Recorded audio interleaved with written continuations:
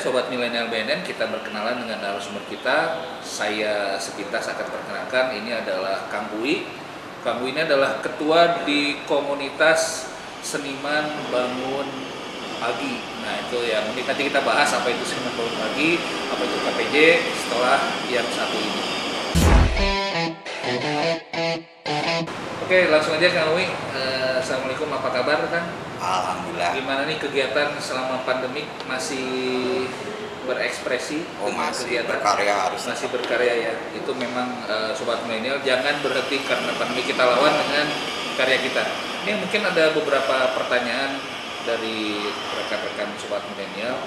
Apa sih sebetulnya kegiatan Kang Uwi ini? Banyak banget nih jabatannya. Bisa dijelaskan nggak KPJ itu apa? Kemudian Seniman Bangun Pagi itu apa? Apa karena memang bangunnya pagi-pagi atau bagaimana Kang? Ya. Jadi Seniman Bangun Pagi itu bagi saya filosofi ya. Kalau ingin meraih mimpi, kalian harus bangun. Kalau ingin bermimpi, kalian banyak tidur. Itu aja. Sobat Milenial, saya baca referensi tentang Kang Uwi, beliau sudah menjelajah 72 negara ya Kang? Bukan, juara kelima dari 72 negara. World Music itu, tahun 2019. Tahun 2019, juara kelima di World Music. Pesertanya 5 besar, terdiri dari 72 negara. Itu utusan Indonesia berarti ya? Ya, saya mau Sudah go Indonesia. internasional, sebuah prestasi yang luar biasa. Kemudian juga di sini sudah pernah menjadi juara penyanyi jalanan terbaik dan mendapatkan piala dari Presiden saat itu Ibu Megawati Soekarno Putri. Betul kan? Ya. Itu bisa akan ceritakan bagaimana bisa sampai ikut kejuaraan kemudian menjadi juara seperti itu, bagaimana kan ceritanya di balik itu semua? Di balik itu saya basic ke jalan. Keluar SD saya udah di terminal. Berbekal gitar bolong dan doa dari orang tua, saya di jalan.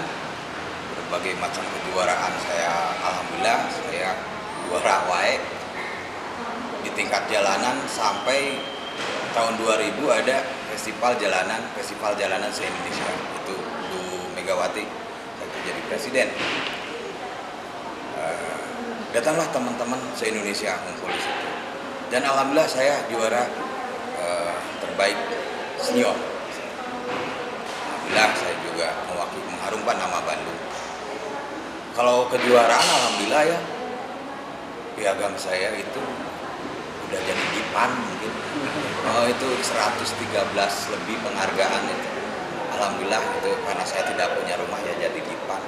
Baik itu dari tingkat kecamatan dan tingkat dunia ada saya, alhamdulillah. Dan yang paling membanggakan itu tahun 2019 saya 5 besar top terbaik dunia World Music, dan itu bukan jalanan. Dan saya mengatakan I'm street musician from Bandung, Indonesia, Seniman Bangun Pagi KPJ. Itu saya di sana dan mereka kaget buat saya di jalanan. Itulah saya bersalaman dengan presiden-presiden di Eropa saat itu, duta besar dan menteri-menteri Eropa yang saya tidak tahu namanya. Itu kebanggaan saya sebagai orang Indonesia, orang Bandung. Dan saya ngamen di sana keliling dunia, karena waktu saya di Rumania ngamen di kereta, tiba-tiba 2 jam sudah ada di Jerman. Ya ngamen di Jerman. Ya akhirnya negara mereka, karena saya dijamin oleh negara mereka. 2 jam udah nyampe Rancaikek ya. Oh, ya gitu. Dan saya akhirnya dicomot lagi, karena kan saya yang menjamin negara mereka. Oh, ini kan saya ingin bertanya, akan banyak menjuarai festival gitu kan. Ini tentu saja dibutuhkan skill, pengetahuan musik, musikalitas yang tinggi. Jadi apakah akan belajar secara formal atau bagaimana? Yang saya dengar akan pernah belajar di rumah musik Hari Rusli, ya, sama almarhum Hari Rusli. Itu bagaimana kan pengalaman belajar di almarhum Hari Rusli? Tahun 96 saya ke rumah Hari Rusli. Saya waktu itu ngamen di Bali ke rumah Hari Rusli, tapi ya udahlah, udah banyak teman-teman yang belajar di sana. Bisnis saya menyusahkannya, saya mah ahli menyusahkan batur. Wah, bisi riwe lah. Saya mau balik deh ke Bali, ke Lombok, terus ke Jakarta. 98 reformasi, saya baru ke Bandung karena Hari Rusli mempromosikan rumahnya untuk belajar teman-teman di jalan. Wah, saya dengan kuota tidak terbatas, saya langsung belajar ke dia. Tapi itu juga tidak langsung belajar ke dia. Akhirnya saya di rumah Harilsi, saya ngajar dulu, ngajar teman-teman yang ada di jalan, junior adik-adik saya. Saya gurunya mana? Akhirnya pas ada festival cipta lagu di Harilsi, saya terbaik juara ke-1 di situ. Dan akhirnya Harilsi tahu, kamu belajar apa di sini? Saya ngajar mas, tidak belajar. Oh ya, kamu ngajar apa? Saya main musik, bla bla. Saya mainin semua dan akhirnya kamu belajar sama saya. Disitulah saya mendapat guru musik pertama saya. Semakin menarik pembicaraan kita. Nih sekarang kita fokus ke topik ngopi sore. Kita selalu berbicara mengenai masalah P4GN, pencegahan, pemberantasan, penyalahgunaan dan peredaran gelap narkoba. Kang Uy di jalanan sudah 18 tahun ya. Oh lebih bahkan 30 tahun. 30 tahun. Nah itu mungkin banyak hal-hal yang Kang Uy bisa rasakan, Kang Uy lihat secara langsung.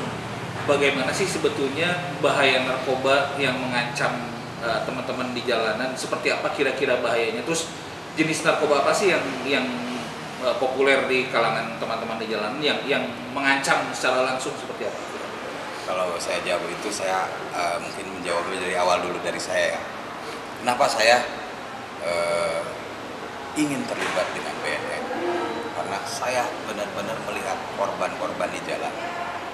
Teman-teman yang ada yang Aibon, ada yang komik, ada yang Antimo, itu semua tidak berumur panjang. Prosesnya badannya kering, rontang, ya. Seperti itu yang saya rasakan dan saya lihat dan saya menyaksikan sendiri.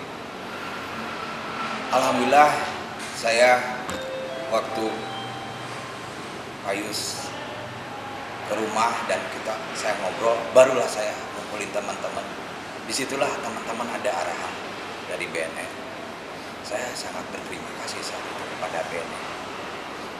Karena di jalanan ini keras.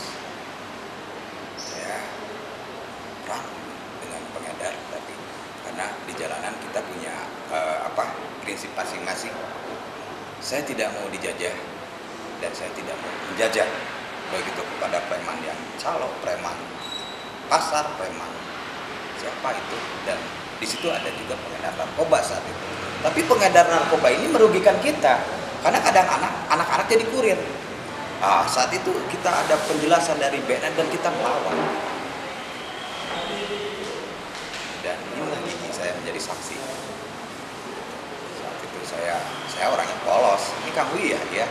Kang Uy, kita ada program nih, event gini.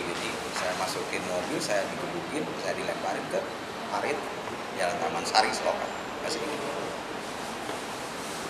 Jadi saya kalian boleh mengedar di dunia kalian, tapi jangan ganggu dunia gue dong. Itu hak masing-masing bagi saya. Lu jangan ganggu gue. Lu silahkan lu hidup lu gitu amal marane. Tapi itu nggak ganggu orang. Jadi saya pernah ngalamin diculik, alhamdulillah. Hingga teman-teman udah mengerti. Dan sekarang banyak yang menjauh. Gitu. Paling tinggi di jalan itu bukson, ceraknya, itulah yang disuntik gitu. Itu juga kan hanya kerak dan itu juga pasti ada pengedar dan kita perang sampai sekarang. Ya kita gentle aja deh. Lu jangan ganggu gua. Peredaran gelap narkoba tentu saja bisa kita cegah mulai dari diri kita sendiri, dari orang dekat kita, dari keluarga. Nah, berbicara tentang keluarga, saya ingin tahu sejauh mana peran keluarga, peran orang tua, peran ayah, peran ibu terhadap kehidupan seorang Kang Uy. Saya ingin bertanya pada Kang Uy, kira-kira bagaimana sih peran orang tua dalam kehidupan Kang Uy sehingga Kang Uy bisa berprestasi dengan jalur Kang Uy mencapai puncaknya maksimal. Jadi dimanapun kita berada, bidang apapun, kita berprestasi dengan maksimal tanpa terlibat penyalahgunaan narkoba. Di mana peran orang tua? Itu sangat penting, sekali sangat penting. Saya mengimbau kepada teman-teman atau pendengar semua yang masih punya ayah dan ibu. Disitulah kehidupan kalian bersemayam. Saya dari kecil lahir dari seorang ibu, dibesarkan, digurui. Pertama juga belajar bicara berjalan oleh seorang ibu, dibaluri saya dengan doa-doa. Kalau saya lagi sakit suka dipakai minyak kayu putih, disuapi dengan kepalan tangan seorang ibu, nasi bulat. Dan saat itu saya lagi sakit, saya masih sadar. Ibu saya menyuapi itu dengan doa. Ternyata saya itu dibesarkan dengan doa. Kenapa saya seperti ini? Ibu saya berpesan, ibu saya tidak ingin menyusahkan ibu, bapak. Adik saya pintar, kakak saya pintar, lebih baik saya mengembara aja dengan sebuah gitar. Saya minta doa restu ayah ibu. Ibu itu sudah mendoakan saya dari kecil. Wi sakit dibaluri doa dengan kayu putih. Wi sakit disuapin bola nasi. Itu doa. Jadi jagalah mulut kamu, jagalah langkah kamu. Itu ada doa-doa ibu yang bersemayam di lidah kamu. Di langkah-langkah kamu itu dibaluri dengan doa-doa ibu. Makanya mungkin saya kepada pemirsa, disitulah kalian harus berbakti kepada seorang. 18 tahun saya tidak pulang ke rumah, keliling Jawa, Bali, ngamen di jalan terminal, di Mantan. Kadang-kadang ada teman saya Cak Linong, entah di mana, Linong itu teman saya Cak Linong, karena udah di mana nggak tahu. Itu saya ngamen di pantai, wah udahlah, terminal, lampu merah udah saya jelajahi semua. Pas prestasi saya pulang ke rumah, itu orang tua saya kasihan melihat saya bergaul dengan anak-anak di terminal. Jangan gaul sama si Wi, itu temannya preman semua. Ibu saya kasihan dan bapaknya. Berangkat lagi saya.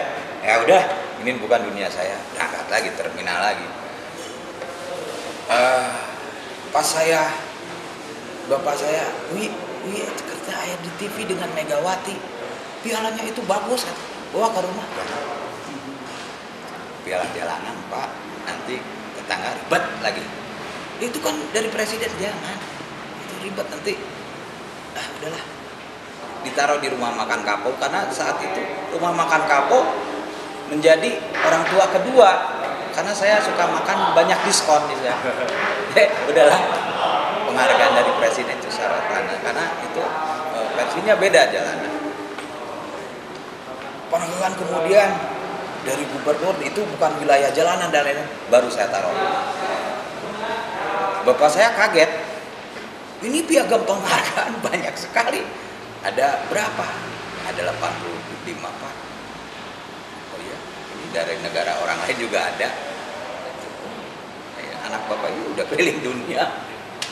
Wah, bapak saya kaget. Ya udah, ya di situ. Orang menghargai atas apa yang disandarnya, atas apa yang saya rasakan, beban orang tua saya. Di saat 2019 ada menyesal dan ada bangga. Saya terpilih 5 besar top terbaik dunia. Itu sudah bukan jalanan lagi. Ibu, ini anak ibu ada di media dunia sama presiden bule-bule ini. Ngomong naon?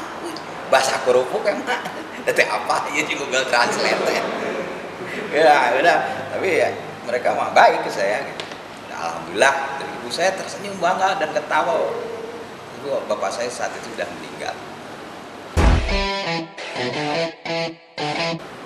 Ini mungkin pertanyaan terakhir dari saya, mungkin mewakili juga dari rekan-rekan yang ada di rumah. Pada Kang Bui, tips-tips apa yang bisa diberikan untuk seseorang bisa terhindar dari penyalahgunaan narkoba? Kalau saya tadi melawan narkoba itu, kita harus ada sosok yang dibanggakan, kita harus ada yang diperjuangkan di dalam hidup.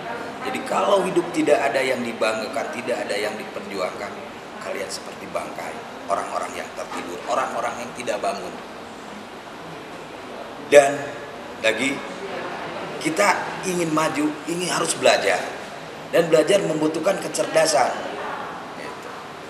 Membutuhkan kecerdasan, pemikiran yang sehat, dan hati yang jujur. Kalau kalian memakai narkoba, kalian mau cerdas gimana? Jadi bohong bagi saya. Seperti itu. Pemusik harus memakai narkoba, itu bohong. Karena dia harus belajar. Sobat Milenial BNN Kota Bandung selaku Ketua Pembina KPJ Kota Bandung, kemudian juga Ketua KPJ Jawa Barat, tentu saja ada kebijakan organisasi, kebijakan komunitas yang berupaya untuk melindungi anggotanya dari gangguan para pengedar narkoba. Yang ini saya tanyakan kepada Kang Bui selaku tokoh di pengamen jalanan, apa sih upaya dari organisasi yang Akang pimpin, sebanyak itu organisasi yang bisa diandalkan untuk melindungi anggota Akang, junior-junior Akang, teman-teman kita di jalanan yang sangat rentan berhubungan langsung dengan orang-orang yang asing yang kita tidak tahu motivasi mereka bergaul seperti apa. Apa sih upaya dari organisasi Akang untuk melindungi anggota dalam mencegah peredaran narkoba di lingkungan teman-teman? Di jalan itu banyak ya oknum ya, di KPJ apalagi di jalan itu oknum banyak. Cuman kalau di tingkat narkoba yang lebih tinggi ya nggak ada, hanya alkohol dan yang tadi yang saya sebutkan. Saya misalkan ini orang-orang yang ada di jalan, ada juga penjudi, ada juga pemabuk. Mabuknya rehe, ini dua sini, lu jangan judi, ini dua orang ini maju, lu push up, judikan gitu. Sah gitu. Itu hukum kami di jalan. Lu tepar, siapa yang pegang tepar berarti lu yang menang. Udah jadi judi, tapi lu jangan judi jalan, judinya kayak gini aja deh. Akhirnya lama-kelamaan kapok anak-anak. Susah ya, nggak saya mabok judi kan.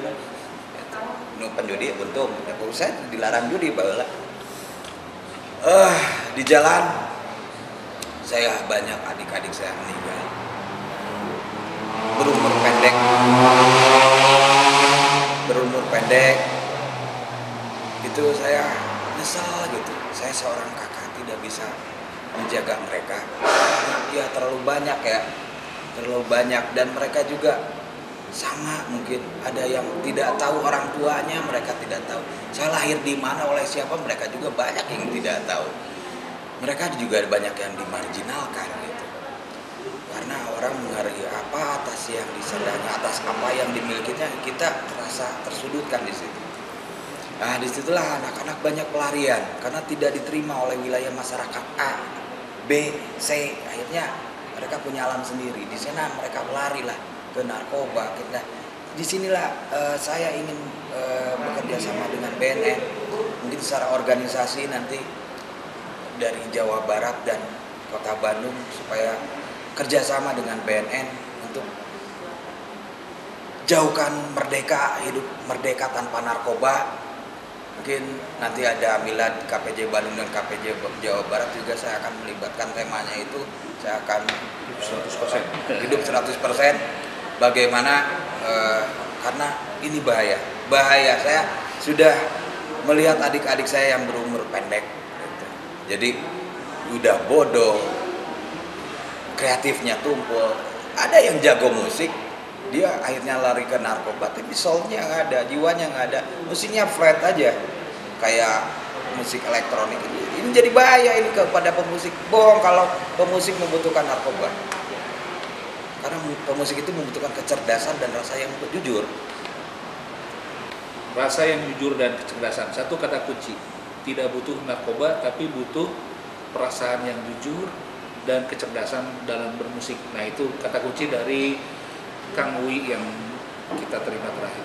Itu adalah satu tips mungkin dari Kang Uwi sehingga rekan-rekan yang masih terlibat penyalahgunaan agar menggunakan akal cerdasnya, menggunakan kecerdasannya, intelektualnya untuk kembali ke jalan yang semestinya. Kita coba melawan narkoba, entah itu dari rehabilitasi atau kita mencegah diri kita sendiri. Yang pasti bahwa jaga diri kalian, kita semua terancam oleh penyalahgunaan narkoba. Kita semua bakal bisa jadi korban. Hanya diri kita sendiri yang bisa menilai situasi apa yang akan kita hadapi di lingkungan kita. Untuk itu saya sebagai host Ngopi Sore BNN tetap menghimbau kepada seluruh rekan-rekan, terutama rekan-rekan di jalanan untuk selalu hati-hati di jalan, jangan sampai tergiur oleh ajakan orang-orang, apakah itu jadi kurir atau jadi anak buah dari pengedar. Nah, itu seperti Kang Uwi tadi laksanakan, ternyata KPJ sudah mempunyai metode-metode yang unik yang menurut saya bisa juga dipergunakan untuk melakukan pencegahan di antara anggota KPJ. Demikian mungkin episode kita kali ini, Ngopi Sore bersama BNN Kota Bandung.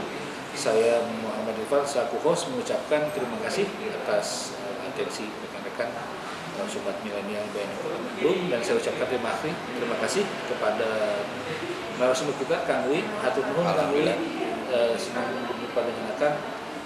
Nanti kapan-kapan kita bisa beracara bersama, kita mampu. Ya, amin. Demikian, billahi taufiq wal hidayah. Wassalamualaikum warahmatullahi wabarakatuh. Hidup 100% sadar, sehat, produktif, dan bahagia.